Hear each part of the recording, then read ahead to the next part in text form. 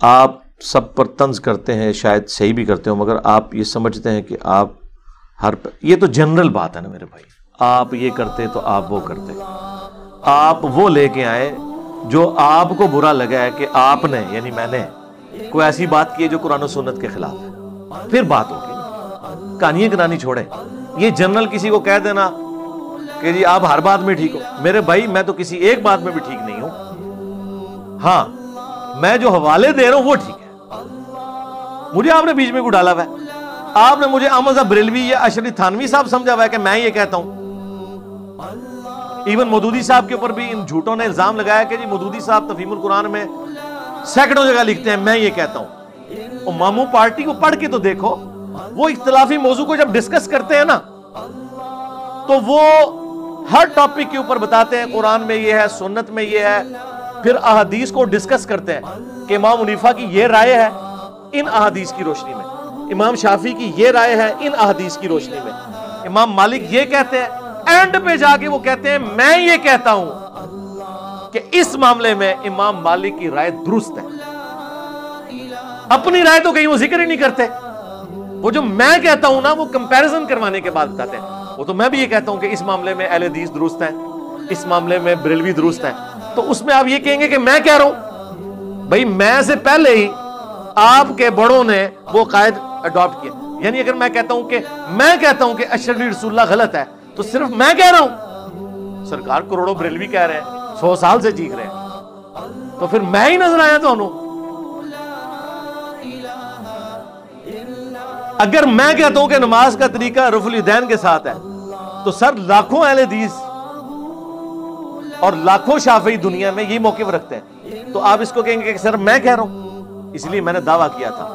میرا کوئی ایک نظریہ بھی ایسا نہیں ہے جو پلانٹ ارتھ پہ مجھ سے پہلے مسلمانوں کے ہاں ایگزسٹ نہ کرتا ہو۔ ہاں یہ ہو سکتا ہے کہ میرا کوئی نظریہ شیعہ کے نزدیک درست ہو، باقیوں کے نزدیک غلط ہو، میرا کوئی نظریہ بریلویوں کے نزدیک درست ہو، باقیوں کے نزدیک غلط ہو، کچھ اہل حدیث کے نزدیک درست ہو، باقیوں کے نزدیک غلط ہو، کچھ دیوبند کے نزدیک درست ہو، باقیوں کے نزدیک غلط ہو۔ ہمارے ہر نظریے سے کسی کی دم پہ پاؤں آتا ہے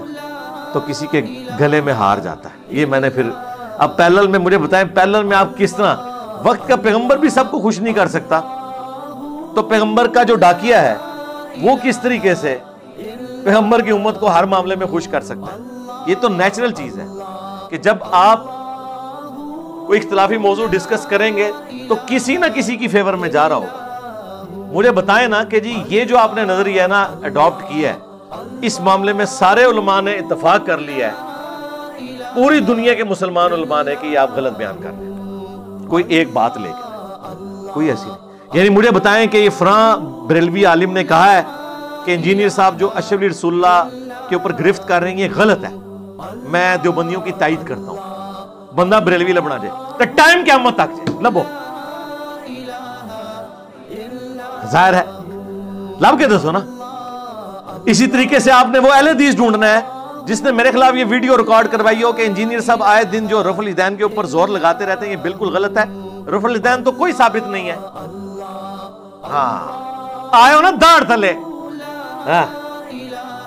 تو آپ کو کوئی بھی ایسا نظریہ نہیں ملے گا۔ اب یہ میں نے آپ کو فارمولہ دے دیا ہے، اب آپ سوچیں اور ٹائم قیامت تک پرچی لکھیں کہ ہاں جی یہ ہم نے آپ کی 8-10 باتیں ایسی پکڑی ہیں جس کو بریلوی، دیوبندی، اہل حدیث، شیعہ سارے کہتے ہیں کہ یہ آپ کا نظریہ غلط ہے۔ اور سرکار ہم جو نظریات گنوا کے بھی بات کر رہے ہیں وہ اس کا جواب بھی نہیں دے پا رہے۔ پوری دنیا کی دیوبندیت جو کہتے تھے سر بلند علماء دیوبند، 3 عقیدے میں نے المحنت کے بتائے ہیں، ٹھیک ہے، ہزاروں دیوبندی اپنا فرقہ چھوڑ گئے اس کے بعد، لیکن کوئی ایک بندہ بھی ان کا بڑا عالم آ کے ان 3 عقیدوں کا دفاع نہیں کر رہا۔ کہنا جی سامنے بٹھا دو، سامنے بٹھانے نال میرے سینے سے فیض ٹرانسفر ہو جائے گا آپ کو کہ آپ جواب دینے کے قابل ہو جائیں گے، ویڈیو بنائیں جواب دیں۔ لیکن وہ میں نے آپ کو بتایا تھا کیسے جواب دیں، انہوں نے تو اس کے اوپر چندے اور مدرسے بنائے ہیں کہ بریلویوں کے یہ عقیدے غلط ہیں۔ اب وہ ان کے گھر نکل آیا کھرا ہونا تھا، اور کس منہ نال کون میں تو بیچ میں سے نکل جاؤں گا، پہلے تو درگٹ بنائیں گے ان کی بریلوی، ہاں وہ کہیں گے جی سانو مشرک کہندے سو، ان اپنے بابیاں دی واری آئے تھے، ان کہندے وہ قبروں سے خواص کے طریقے پر فیض لینے کے قائل ہیں،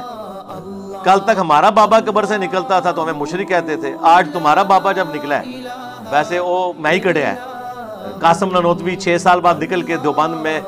2 مولویوں کی صلح کروا کے واپس قبر میں چلا گیا، خواب میں نہیں بیداری میں، جی ہاں، اور کہتے ہیں کہ وہ مولانا کے پسینے چھوٹے ہوئے تھے سخت سردیوں میں بھی، کیونکہ مردہ جو قبر سے نکل کے آ گیا تھا۔ تو اب یہ ان باتوں کا کیا جواب دیں؟ کوئی جواب نہیں۔